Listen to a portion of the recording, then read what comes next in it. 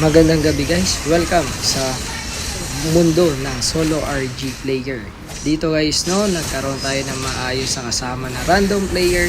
Pero actually guys dito medyo nagagalit na ako sa mga kasama ko. Kasi dito guys sa early kung makikita nyo lamang na kami dito. Nabibigyan natin sila dito ng mga gagandang bala. Katulad na lamang dito sa bottom lane guys, naka-KS pa nga tayo dito, naka-double kill tayo ng hindi inaasahan. Ayun. And dito naman guys, diretso tayo sa top.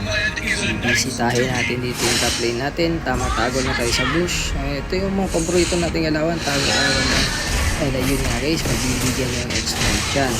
And hindi pa yung natatapos guys. Tago lang ulit tayo dito sa bush. Tamang tae-tae lang. Ayun nga guys, hindi ako magbabaka. Ganyan talaga basta random. Kahit na napaka-konti na lang ng buwan, hindi yan ang tapang, diba? Kaya yun guys, napitas natin. At dito nga guys, hindi inaasahang pagkakataon ay makakapagsa tayo ng maganda dito. Ayun, nakahuli tayo ng tatlo. Okay lang kahit napitas ako dahil mapiitas ang tatlo dito guys. Kaya yun, nabigyan natin sila. Dito pa lamang guys, kaya early pa lang, sobrang lamang na kami. Kaya sabi ko sa mga kasama ko, is mag-lord, ganyan. Bago kami nag-lord yan guys, ilang beses pa ako nagsisignal ng lord. Mabuti na lamang guys, nakakapagsa tayo ng maganda dito.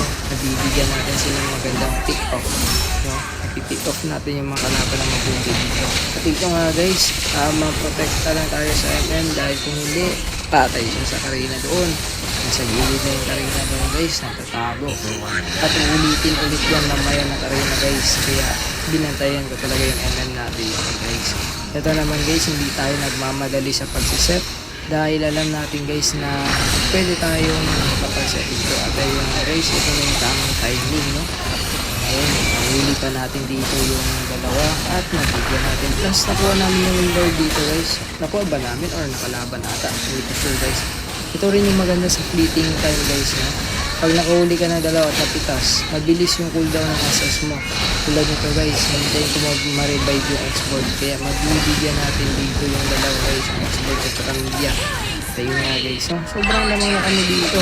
At hindi namin napansin, nagpo-push na pala yung load doon sa bottom lane. Tignan nyo yung small map guys, grabe na doon na. At ito na yung sinasabi ko guys, tumaan sa likod yung Karina pero binantayan na natin siya. Kaya kung hindi natin maganda yung pitas ang MM agad doon guys. At dito nga guys, no, nagkaroon naman tayo ng hima na dito.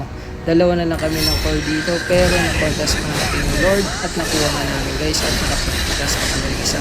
Kasi guys kung hindi namin nakuha ang Lord dito at napitas kami dalawa, talo na kami dito guys.